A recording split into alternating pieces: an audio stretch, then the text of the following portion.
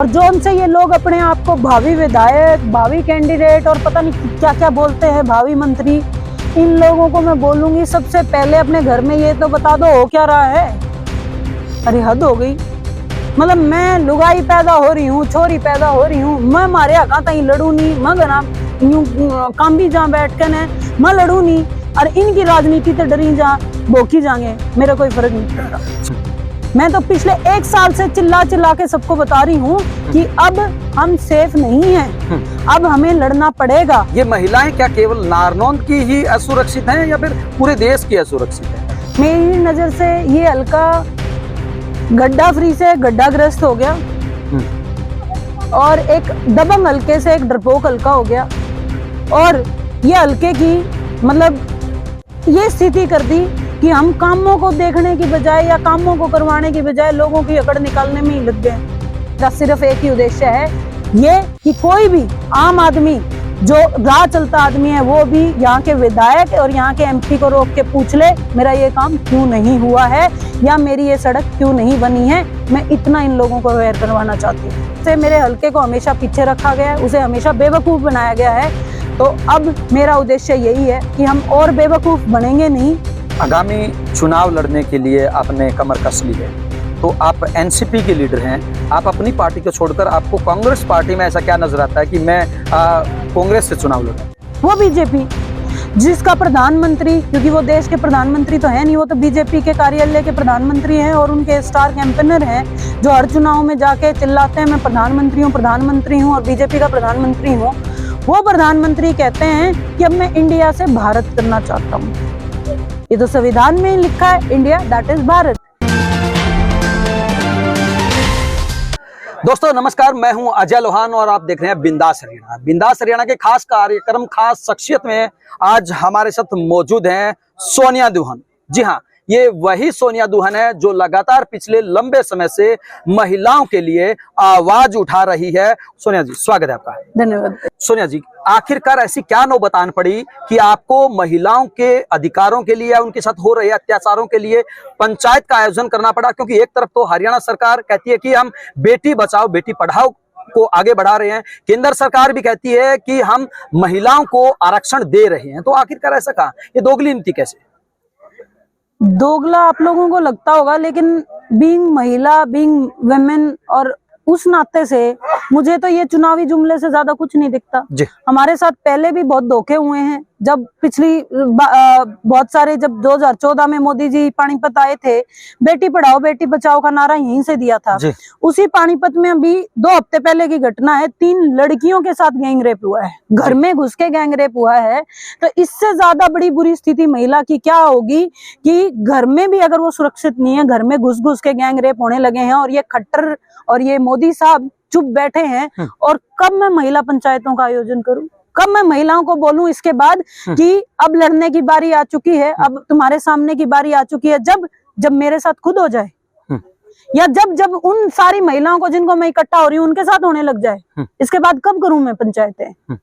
मैं तो पिछले 1 साल से चिल्ला चिल्ला के सबको बता रही हूँ कि अब हम सेफ नहीं हैं, अब हमें लड़ना पड़ेगा। ये महिलाएं क्या केवल नारनौंद की ही असुरक्षित हैं या फिर पूरे देश की असुरक्षित हैं? क्यों? कैथल में नहीं की क्या?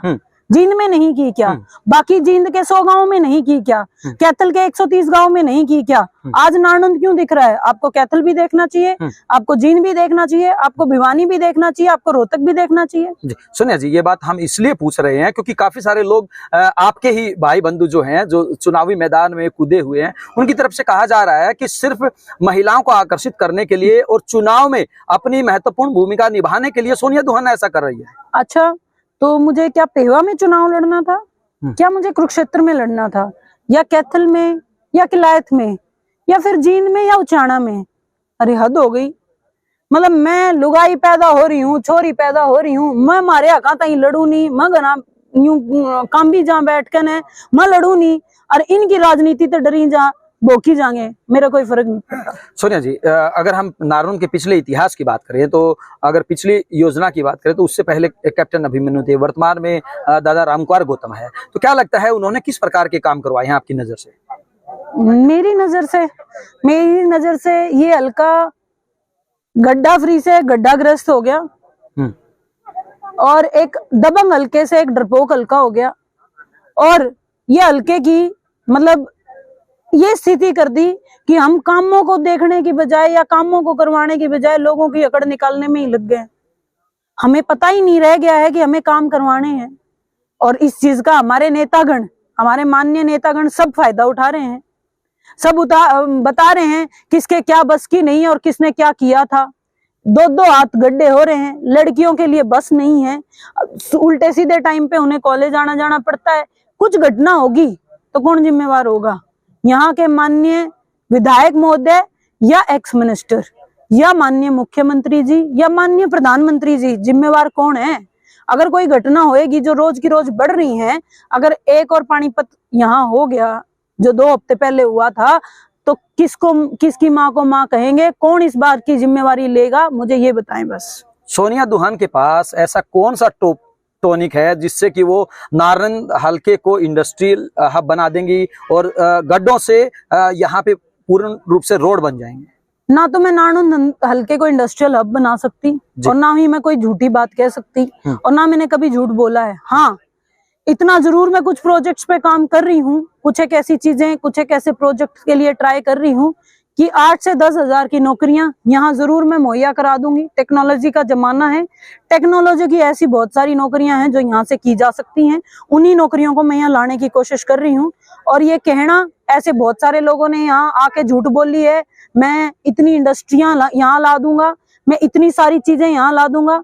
और सोनिया दुहान नहीं, ये हर राजनीतिक आदमी के पास टॉनिक है, ये हर आदमी का मूलभूत जो एक राइट है, जो एक हक है, अच्छी सड़क, अच्छी शिक्षा, अच्छा पानी, अच्छा रोजगार और अच्छी हेल्थ। अगर कोई पॉलिटिशियन, अगर कोई सामाजिक आदमी यही चीजें मुहैया नहीं करा सकता तो उसे राजनीति छोड़ देनी चाहिए। नारनून को लेकर सोनिया दुहान का विजन क्या है? मेरा विजन यही है, मैं हरियाणा के बीच में हूँ, लेकिन हरियाणा के बीच में होते हुए भी मुझे राजनीतिक तौर से मेरे हलके को हमेशा पीछे रखा गया है, उसे हमेशा बेवकूफ बनाया गया है। तो अब मेरा उद्देश्य यही है कि हम और बेवकूफ बनेंगे नहीं, और राजनीतिक दृष्टि से जो हमारा सबसे ज्यादा इम्पोर्टेंट हम गिने जाते हैं, तो हम सही में वो इम्पोर्टेंट बन के दिखाएंगे और सही में हम उतना विकास हमारे यहाँ पे लेके आएंगे। और हर आदमी, मेरा सिर्फ एक ही उद्देश्य है ये कि कोई भी आम आदमी जो राह चलता आदमी है वो भी यहाँ के विधायक और यहाँ के एमपी को रोक के पूछ ले, मेरा ये काम क्यों नहीं हुआ है या मेरी ये सड़क क्यों नहीं बनी है। मैं इतना इन लोगों को अवेयर करवाना चाहती हूँ। मुख्य क्या समस्या लगती है आपको नारनून में कि आप अगर आपको पावर मिलती है, आप सत्ता में आती हैं, तो आप सबसे पहले ये काम करवाएंगे नारनून हलके के लिए? मेरी जो सबसे मुख्य समस्या मुझे लगती है यहाँ पे, गंदा पानी। हर गांव चारों तरफ से दलदल बना पड़ा है। हर कोई कहता है कि ये ट्रीटमेंट प्लांट लग रहा है, वो ट्रीटमेंट प्लांट लग रहा है। ये बेचारे हमारे भोले लोग हैं, मेरे चाचे ताऊ दादे सारे भोले हैं, और इनको बेवकूफ बना देते हैं ये राजनीतिक लोग के करांची औरत फंड को नहीं आते।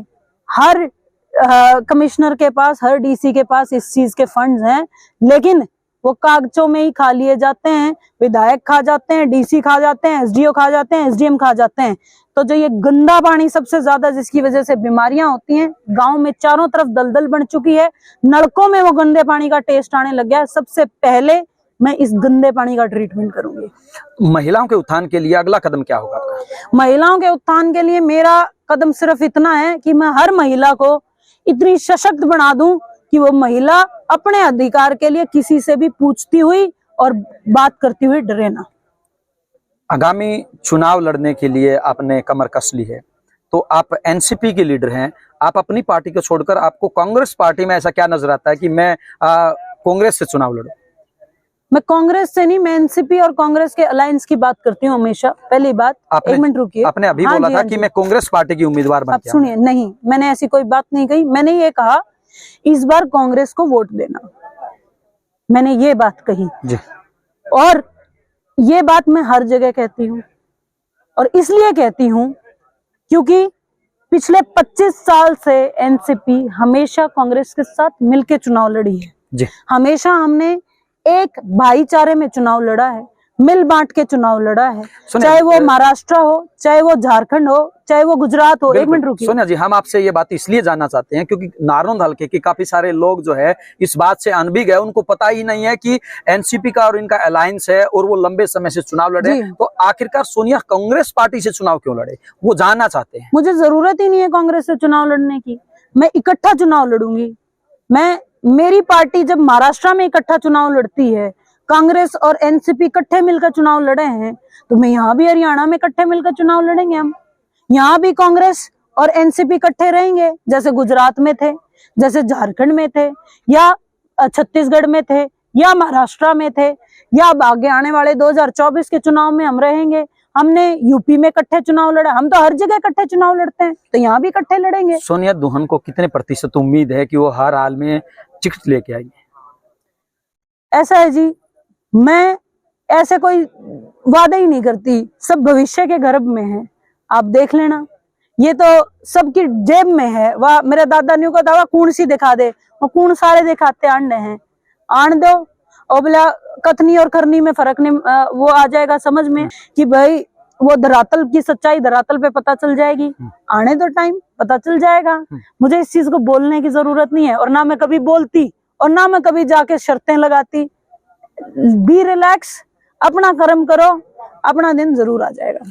इंडिया गठबंधन हुआ है, इंडिया गठबंधन के बाद लगातार जो बीजेपी है वो उसके ऊपर हावी होती आ रही है, और ये भी आरोप लगाया जा रहा है कि राजनीति के लिए देश का इस्तेमाल कर दिया। अच्छा, वो बीजेपी हावी हो रही है हमारे पे जो अपने देश का ही नाम चेंज करने चली है। वो बीजेपी जिसका प्रधानमंत्री, क्योंकि वो देश के प्रधानमंत्री तो है नहीं, वो तो बीजेपी के कार्यालय के प्रधानमंत्री हैं और उनके स्टार कैंपेनर हैं, जो हर चुनाव में जाके चिल्लाते हैं मैं प्रधानमंत्री हूँ और बीजेपी का प्रधानमंत्री हूँ।